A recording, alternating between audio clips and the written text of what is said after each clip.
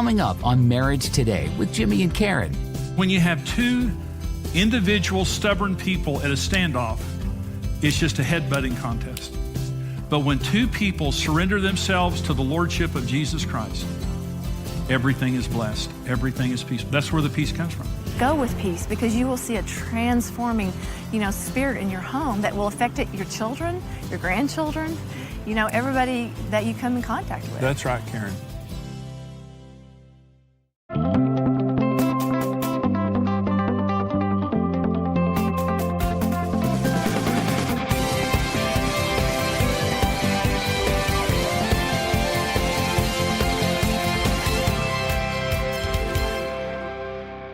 Let me talk about 4 foundations of true and lasting peace in marriage. And the first is prior agreement.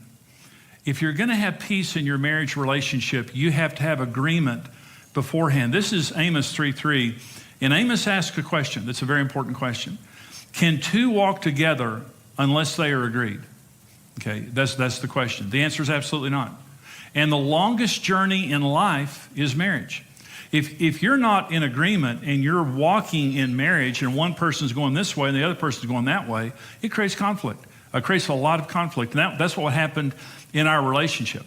And so every couple enters into marriage, hoping to have a great marriage, hoping to have harmony and peace and all the blessings of marriage. But if you don't have prior agreement in your marriage, it's a pipe dream. And so I started out in ministry. What I did was I got couples ready to be married. So when I took couples through pre-marriage counseling, I had a couple of different things that I used in pre-marriage counseling. One was called a marriage expectation inventory. And I would take couples and I would ask them just certain questions about their marriage. One of the questions was, how many children are you going to have? I had a couple. The man said 6, the woman said 2. How many of you know that's the problem? And I said, well, how many are you going to have? And he said 6. And she said, not by me, you're not. That couple broke up. That was a deal breaker for him. Thank God they had that conversation before they got married. But most people don't. Is the wife going to work? And I asked one couple that, and the woman said no, and he said, of course you are. Little issue there. Who manages the money? How much can you spend without your spouse's approval? Okay. Who will you spend the holidays with? I asked that to one couple, and she said, my family, we hate his family. And he said, excuse me? How will you deal with in-law problems? I had one couple that I said, well, he was Catholic and she was Protestant. And I said, whose church are you going to raise your kids in? And he said, oh, mine. And she said, no, I'm not going to your church. They broke up in my office. They had never had a conversation about where they were going to go to church and how they were going to raise their kids and all that. There was another thing that I used called a role concepts analysis. And it's just trying to find out what you believe about roles in marriage. One question is, who will do the housework? Because the number one reason the couples fight is over housework and over the house itself. Who will mow the yard? Who will discipline the kids? There's one question that I ask on role concepts analysis. Is it okay for a woman to initiate sex? And I had a young man say, no, it's not okay. And I said, get out of my office, you're too stupid to get married. And so, but the majority, if I wouldn't have led those couples through the process of talking about those things, they would have never talked about it. In other words, there's no prior agreement. We're entering into the most important relationship in our lives, and we don't even know if we agree. We have been dating to impress, and we've been afraid to have deep conversations for fear it would split us up. And then you get married and you find out you marry someone completely different than you thought you did. And you start having problems. And that's one of the things that Karen and I did. There are 3 levels of communication in marriage. And this is very, very critical. 3 levels. One is proactive communication. Proactive means we're doing it ahead of time. See, when you have a budget, one of the most important things about having a budget financially isn't the numbers on the page. It's a proactive conversation. We're not going to react to money all the time. We're going to sit down and talk about it and take the emotion out of it. It's not saying it's not emotional at all, but when you're proactively talking, it means, before money is an issue next Christmas, let's sit down and talk about Christmas. Before money is an issue, let's sit down and talk about all the different issues so that we can resolve it now. Proactive, it takes the emotion out of it, and we decide beforehand. Now we can walk together. The second type of communication is reactive communication. And this is where the peace leaves the relationship. We're reacting to the kids. We're reacting to work. We're reacting to money. We're reacting to sex. We're reacting to all these things because we haven't talked about these things. The third level is radioactive communication. This is somebody's going to get hurt. And when Karen and I got married, I didn't know about money languages. You know, there are different money languages. And I see money as love. Karen sees money as security. There's no right or wrong way, so there's nothing wrong about it. But Karen likes to save. Karen's a saver. And so I like to save, and I'm conservative financially, but it's easier for me to spend than it is Karen. Well, when we got married, we couldn't talk about money because I thought she was a tightwad and she thought I was a spendthrift. And I told her, "You're a tightwad, Karen." And she said, "Jimmy, you're a spendthrift." Boy, I hated it when she said that. Oh. And I said, "You know, Karen, you're the kind of a person that's going to die with all your money in a mattress. And nobody's going to like you." And she said, "Well, at least I'll have a mattress." And so, you know, that wasn't a good conversation. So we fought we couldn't talk about money. And so until one day I heard about the different money languages, and I teach about this in Marriage on the Rock in the session on money. I go into detail on it. But the point being, we could not talk about money. Well, how many of you know you have to talk about money? It's all day, every day that money is happening in your marriage. We had an issue that dropped into the radioactive category, which meant we couldn't even bring the subject up. And so it was terrible. So let me talk about how to get issues coming out of the radioactive or reactive into the proactive arena. The first thing you have to do is clear out the radioactive issues and make them a priority. You have to sit down, and there's the old saying, how do you eat an elephant? And that is one bite at a time. And if you've been married for a few years and you realize, you know, we have several issues that are radioactive. And if you're in a blended family, it's even easier to have radioactive issues in a blended family. And so if you have radioactive issues, you say, you know something, that's not okay. We're not okay with this. Because we have not agreed, these issues have become very emotional, and they're keeping us from being intimate and having a sense of peace and goodwill between us. And so we are going to resolve these issues. We are not going to let these issues divide us. We are not going to let these issues ruin our marriage. And if we have to go get help outside, we'll do that. Listen, getting counseling is not a sign of weakness, it's a sign of wisdom. Teachable people succeed. Unteachable people don't succeed. You guys here are obviously very teachable. But the point being, Karen and I, we'll get help if we need it. We as a pastor, as a marriage guy, we've gone to get help. We had an issue with our daughter one time that we couldn't resolve. And we went to someone, they resolved it in 5 minutes. And it had been 5 years and we couldn't resolve it.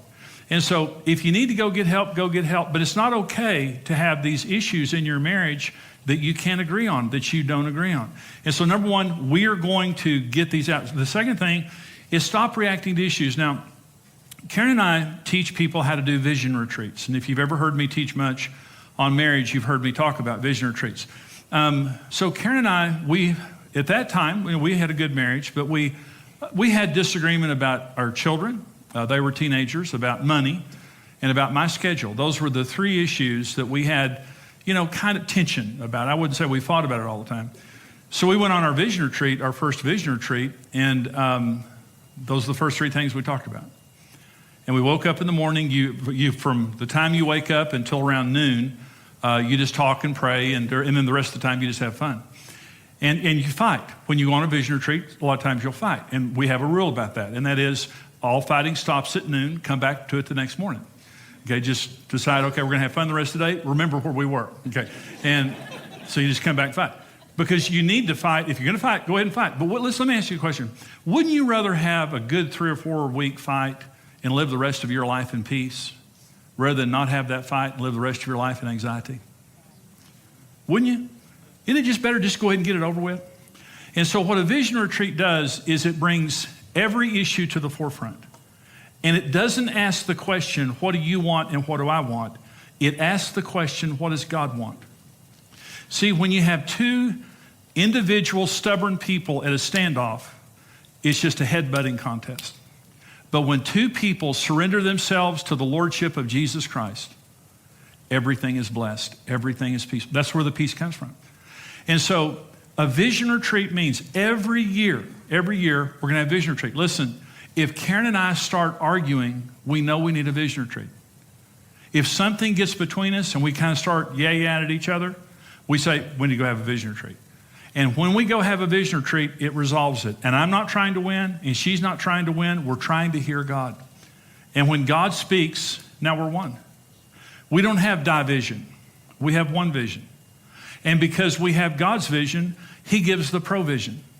When we went away on our first vision retreat and we prayed and we talked, let me say this. Now, I hear God. I mean, I'm a hearer. Karen's a feeler. So when I say you get away and you talk and you hear God, Karen feels, and her feelings are how God speaks to her a lot of times. She has deep convictions.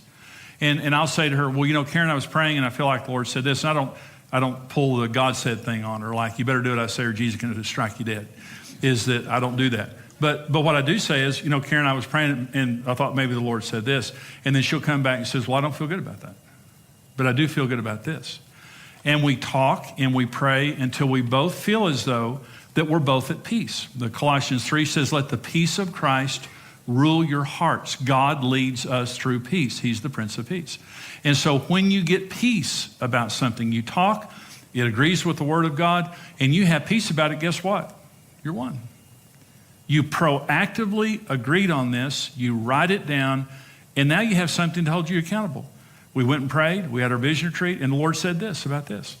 And we don't have any argument because we went to Jesus and He solved our argument. Neither of us fought and won. Jesus helped us to resolve our issues. So the number one thing, if we're going to have peace in our relationship, is prior agreement. We have to sit down and talk about important issues and get the radioactive issues out, stop reacting to issues, and make sure we're in front of the curve and we know what God is saying to us in our marriage. Number two element of peace in marriage is purpose, is having God's purpose for our marriage. You know, Rick Warren, his book, The Purpose-Driven Life, I think this is the first sentence in the book, is it's not about you. And John Eldridge has a book called Sacred Romance, and he talks about in there about getting trapped in the little story. There's a big story in life and getting trapped in the little story. And a lot of people get trapped in the little story of life. The little story of life is going to work, making money, going to the grocery store, going to the cleaners, filling the car up, you know, taking kids to soccer. That's the little story. The big story is there's a king and a kingdom and an eternity and a call that God has on all of our lives to make a difference before we leave here. That's the bigger story. And see, the question, when you get trapped in the little story, it's just about selfish people trying to get what they want. But when you get into the bigger story, it's a game changer. And see, here's the question. Why did God put you together? See, that's purpose. What is the purpose of you being married? And the purpose of you being married is not the little story stuff. Now, that stuff is important. But there's a bigger issue. An example, when Karen and I got married, I wanted to be a professional golfer. I've played golf all my life. I played golf just about every day at that point. I was a horrible husband, horrible father. But the purpose of my life was to golf. I was not a good father. My heart was not turned toward my children. I was not a good husband. My heart was not turned toward my wife or my home. But I was a golfer. I was a good golfer. And I would go out and golf, and that was the reason I lived.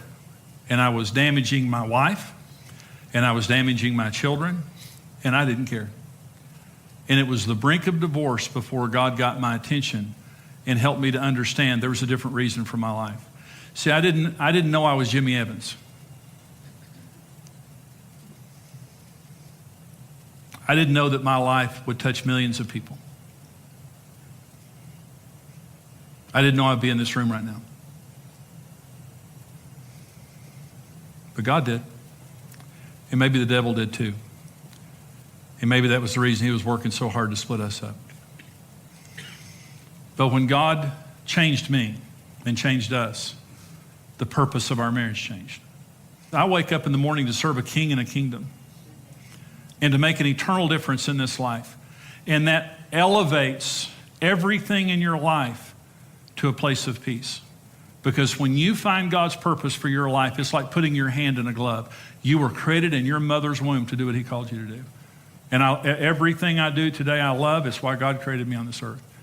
But before Karen and I, our marriage was healed. I was trapped in the little story. Partnership is number 3, and I'm almost finished here. Marriage is about sharing, and it's about being partners. And let me just make a couple of points here, and that is dominance destroys marriage. Marriage is an equal partnership. And that's why I was saying your spouse should be able to say anything they want to say without paying a price. And we need to be kind to one another. We need to be polite to one another. But we need to give our spouse the right. In other words, we're equal stockholders. In a relationship where there's dominance, one person owns more stock than the other. And one person makes decisions without consulting the other person.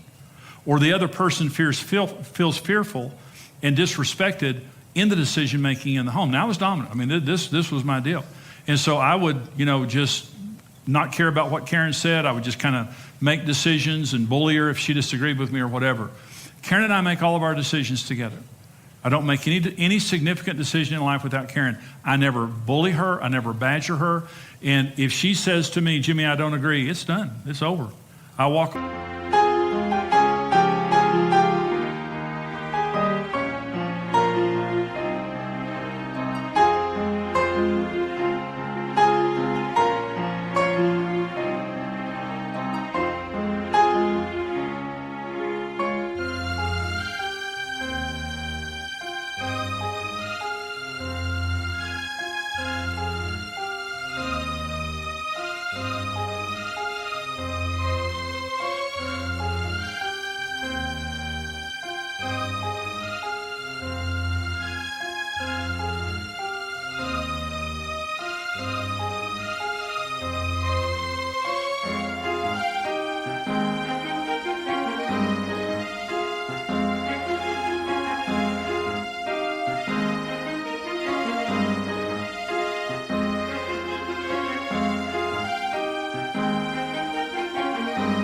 Away. I don't pout. Karen has kept me from making 1,000 dumb decisions. She's brilliant. She's wonderful. I'm so grateful that I have her as a wife. I need her in my life. So we're partners. There cannot be dominance, and we share everything. Marriage is about sharing. We share everything. We share our children. We share ministry. We share life. We share our home. We're not existing in 2 separate parts of the house, or just existing, and I have my life and she has her life. We share our lives together, and we're partners in every single thing that we do. So partnership brings a sense of peace. And the final one here is prayer. And this is, let me just read this scripture, and I'm done. This says, be anxious for nothing, but in everything by prayer and supplication, with thanksgiving, let your requests be made known to God, and the peace of God, which surpasses all understanding, will guard your hearts and minds through Christ Jesus. Now, it says, don't be anxious for anything. Anxiety is a choice. If you're an anxious person, you made a choice to be anxious, because you don't have to be anxious. Let me say, if you don't pray, you're going to worry. So what you need to do when you wake up tomorrow is sit down and say, what am I worried about? Write down everything you're worried about. That's your prayer list. You know when you've prayed enough? It's when you're not worried about it anymore. When you have peace. I hope you enjoyed that teaching today. We love coming to you and blessing you with these marriage teachings, and really and truly, how do you know this stuff unless someone teaches you? And we love coming to you and helping to encourage you in your marriage and family relationships. And what you just saw on today's program, this is our Secret Paradise series that we do. And it's also a seminar on CD and on DVD. And so right now, with your support of Marriage Today, we want to bless you also. If your gift of any amount, we want to give you an option. We want to give you either the CD or the MP3 of The Secret of Building a Lasting Marriage. It's a part of the Our Secret Paradise seminar. And so as you give a gift of any amount right now, we're going to give you the option. You can either have the physical CD or you can download the MP3 of that important message. For your gift right now of $55 or more, we want to send you the CD series, Our Secret Paradise. It's a 6-part series. It talks about so many important issues related to your marriage. How to have the marriage of your dreams, how to have a lasting marriage, how to be best friends in marriage, understanding the secret of every great marriage. There's so much great stuff in there. Also, the secret of ultimate sexual fulfillment is in that series. And so for your gift of $55 or more, we'll give you the CD series and the book. For your gift of $90 or more, we'll get you the DVD series, full 6-part DVD series, plus the book, Our Secret Paradise. We want to put these important resources into your hands. Here's how you can get them. Discover the keys to a satisfying and passionate marriage with the series Our Secret Paradise. For your gift of $55 or more, you'll receive the CD series and book. For your gift of $90 or more, you'll receive the DVD series and book. In this series, Jimmy will show you the foundations for establishing peace and intimacy, keys to becoming your spouse's best friend, and how to defeat the real enemy of your marriage so that you can have a secure, satisfying, and passionate marriage the way God intended. We're building something great. We've got to count the cost because it's going to take us every single thing we have. And this is going to be challenging. The other side of that thing is we're going to succeed, and it's going to be the most awesome thing we've ever done in our lives. For your online gift of any amount right now, we'll send you the teaching, The Secret of Building a Lasting Marriage, available as an MP3 audio download or CD single. You can have a marriage that lasts happily ever after. Create your own secret paradise today.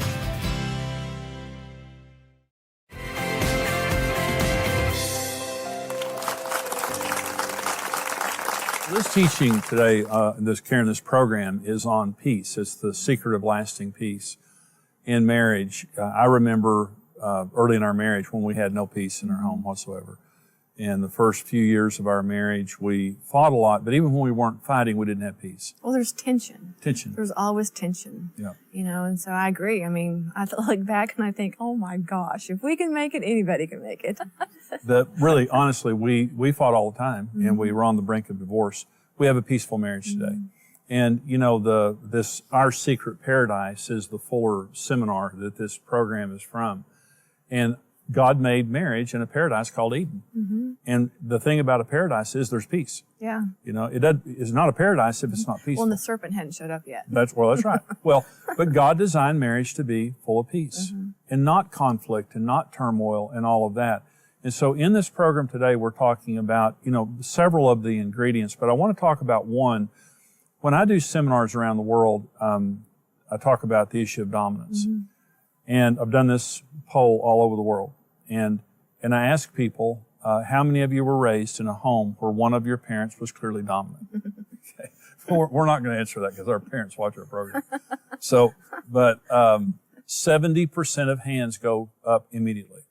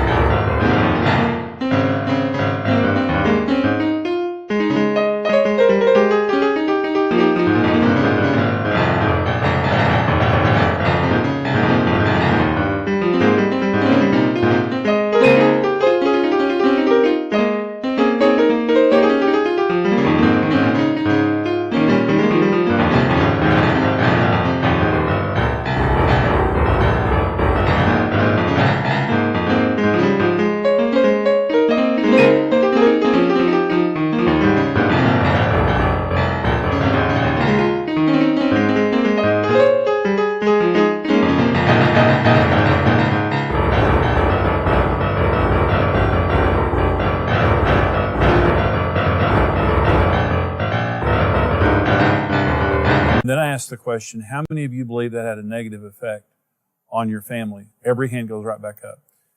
The number one issue that causes lack of passion and intimacy in marriage is dominance. And you have to be partners. That's what I was saying in the teaching. There has to be a partnership. This is why we didn't have peace, Karen. Early in our marriages, I was dominant. Yeah. And I didn't like to be controlled. That's right. No one does. But, you know, I love the fact that you were willing to, you know, begin to change, you know, your behavior. I mean, so many couples, you know, they're just so stuck in doing it their way and the dominance and the control, you know, and I like to say all the time, humility goes so far. Yeah. I mean, it can be your best friend. And, you know, just the fact that there's nothing more endearing to me than a man that's humble. Yeah. I mean, because I look at men and I think they're strong, they're providers, they bring security. And when one is dominant doing that, it's so unattractive. But when they're humble and they're doing all those things that are right, it's so endearing. And so, you know, for a dominant person, it may be difficult to, you know, say, you know, maybe my way isn't the highway. Well, maybe it's not the best way. Yeah, and the thing is, Karen, you started getting healthy and you began to stand up to me, which caused me to react. And my first reaction was tell you to get out of the house. Yeah. I didn't like it. But ultimately what happened in our marriage is we became equals. You have to be partners. If you're going to have peace in your relationship, no one can dominate the relationship. And today we're partners. You know, if our marriage were a corporation, we're equal partners. We both have the same amount of stock.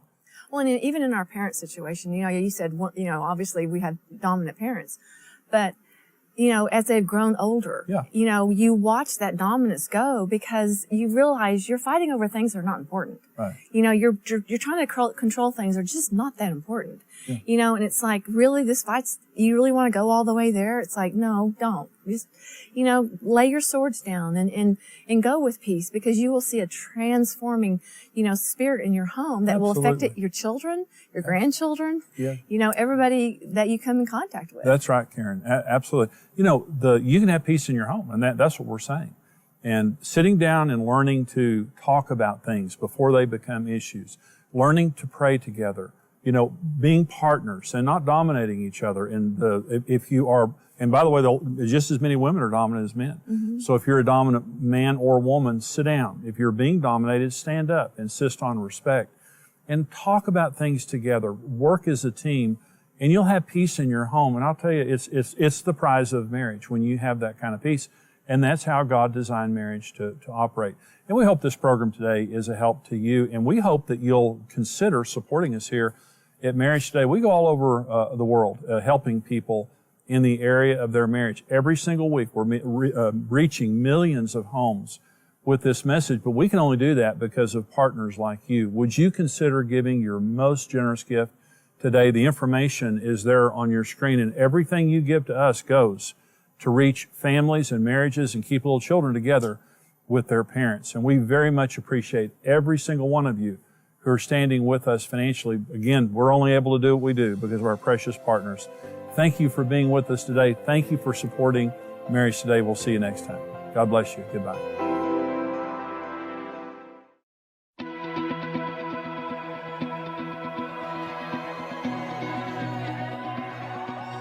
We all enter into marriage confident a happy, fulfilling life is in front of us. Over time, life's journeys can quickly deflate those expectations, and we're left feeling like we've fallen out of love. But with the right information and a mutual commitment to success, a better marriage is possible. Become a rock-solid partner and gain instant access to practical marriage help in topics ranging from communication, needs, and intimacy, as well as blended families, intentional dating, spiritual health, and much more. Marriage Today exists to help every person succeed in marriage. With your help, we can continue raising a standard for marriage and reverse the curse of family breakup in order to rebuild the nations one home at a time. That's why we're tied into the ministry. We want to be able to bless and give so they can keep doing what they're doing. There's just millions of marriages that need help, and if this is a way we can help facilitate that, then that's a great way to spend some money. We love Jimmy and Karen, and we love just learning more about how to be a better couple and how to help other couples like they do. Become a rock-solid partner with the ministry and mission of Marriage Today. Thank you for watching Marriage Today with Jimmy and Karen. Subscribe to Marriage Today's YouTube channel for more marriage-building videos and updates.